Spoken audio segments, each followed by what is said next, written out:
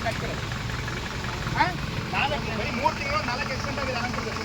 ಹಂಗೆ ನಾವು ಕಂಟ್ರೋಲ್ ಮಾಡೋದು ಹೆಂಗೆ ನೀವು ಇದು ಮಾಡಿಲ್ಲ ಅಂತ ಒಳಗೆ ಹೋಗು ಅಂತ ಹೇಳಿದ್ರೆ ಮತ್ತೆ ತಪ್ಪಿಸ್ಕೊಂಡು ಬರ್ತೀವಿ. ಮತ್ತೆ ಯಾಕೆ ಒಳಗೆ ಹಾಕಿಲ್ಲಪ್ಪ ಗಾಡಿ? ಆದೇಶ ಸಾಗರ ಡಿಪೋಗೆ ಶಿವಮೊಗ್ಗ ಡಿಪೋಗೆ ಲೆಟರ್ ಮಾಡಿದ್ದೀನಿ, ಹೇಳಿದ್ದೀನಿ, ಎಲ್ಲ ಮಾಡಾಗಿದೆ, ಆದೇಶ ಮಾಡಾಗಿದೆ. ಮತ್ತು ನಿಮಗೆ ಹಂಗೆ ಒಂಚೂರು ಏನು ಮಾಡ್ತೀರಿ? ಸಾರ್ವಜನಿಕ ಸೇಫ್ಟಿನ ತಲೆ ಇದೆಯಾ ಇಲ್ಲ ನಿಮಗೆ? ಹಾಂ ಅಲ್ಲ, ಎಸ್ ಎಲ್ ಹೇಳೋದು ನಿಮಗೆ ಡ್ರೈವರ್ ಕಂಡಕ್ಟರ್ಗೆ. ನಿಮ್ಮ ಕಂಡಕ್ಟರ್ಲಿದ್ದಾರೆ ಎಸ್ ಎಲ್ ಎಲ್ಲಿದೆಯಪ್ಪ ಕಂಡಕ್ಟ್ರು? ಬರಲ್ಲ ಏನು ಇದು ಮಾಡ್ಬೇಕಾ? ಈಗ ಎಫ್ ಐ ಆರ್ ಮಾಡನೇ ಮಾತಾಡ್ಬೇಕು ನಿಮ್ಮ ಹತ್ರ. ಹಾಂ ಎಸ್ ಎಲ್ ಹೇಳ್ಬೇಕು ಹೆಂಗ್ರೆ? ಏನು ನಿಮ್ಗೆ ಅರ್ಥನೇ ಆಗಲ್ವ? ಭಾಷೆ ಬರಲ್ವಾ? ಕನ್ನಡ ಅರ್ಥ ಆಗುತ್ತಾ ಇಲ್ಲ ನಿಮಗೆ? ಅದು ನಿಮ್ಮ ಡಿಪೋ ಮ್ಯಾನೇಜರಿಗೆ ಹೇಳಾಯ್ತು, ಸಾಗರ ಡಿಪೋ ಮ್ಯಾನೇಜರಿಗೆ ಹೇಳಾಯ್ತು, ಶಿವಮೊಗ್ಗ ಡಿಪೋ ಮ್ಯಾನೇಜರಿಗೆ ಹೇಳಾಯ್ತು. ಎಲ್ಲಿ ಎಷ್ಟು ಹೇಳಿ ಆಕ್ಸಿಡೆಂಟ್ ಆದರೂ ಕೊಡೋಲ್ಲ ನಿಮಗೆ. ನಿಮ್ಮ ಟೈಮ್ ನಿಮಗೆ ಫಾಲೋ ಆಗಬೇಕಷ್ಟೇ. ಲೇಟಾಗಿ ಯಾಕೆ ಬರ್ತೀವಿ? ಮತ್ತೆ ಬರೋದು ಲೇಟಾಗಿ. ನಿಮ್ಮ ಟೈಮಿಂಗ್ ಕೇಳ್ಕೋಬೇಕು ನೀವು ಮ್ಯಾನೇಜರ್ ಹತ್ರ ಹೇಳಿ. ಅಷ್ಟು ಟೈಮಿಂಗ್ ತಗೋಬೇಕು ನೀವು.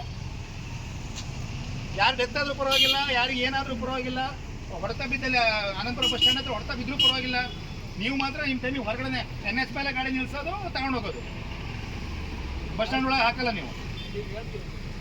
ಇದು ಲಾಸ್ಟ್ ವಾರ್ನಿಂಗ್ ನೋಡಿ. ಇದು ನೋಟಿಸ್ ಕೊಡ್ತಾ ಇದೀವಿ ಎಲ್ಲ. ಇದು ಫೈನಲ್. ನಾಳೆಯಿಂದ ಎಲ್ಲಾದ್ರೆ ಹೊರಗೆ ಬಂದ್ರಿ ಅಂತ ಹೇಳಿದ್ರೆ 100% ಅಕ್ರಮದ ಅಂತ ಹೇಳಿದೀವಿ. ಕೊಟ್ಟಿದ್ರೆ ಇದು ಒಳಗೆ ಬರ್ತಾ ಇದೆ. ಯಾರು ಹೇಳಿದ್ ನಿಮಗೆ? ಯಾರು ಹೋಗ್ರಿ ಅದು ಒಳಗೆ ಹಾಕಿದ್ದು ನಾನೇ ಹೇಳೋಗಿದ್ದೀನಿ ಡ್ರೈವರಿಗೆ. ಲಾಸ್ಟ್ ವಾರ್ನಿಂಗ್ ಹೇಳಿದ್ದೀನಿ ನಾನು. ನೆಕ್ಸ್ಟ್ ನಾನು ಪ್ರಕರಣ ದಾಖಲೆ ಮಾಡೋದು.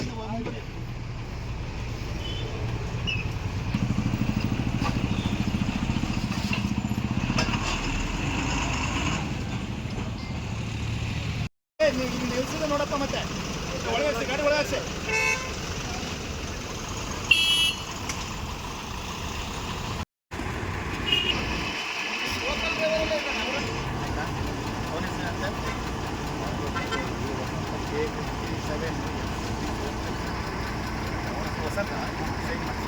ಹೊರಗಡೆ ಅದಕ್ಕೆ ಏನು ಮಾಡಿದ್ದಾರೆ?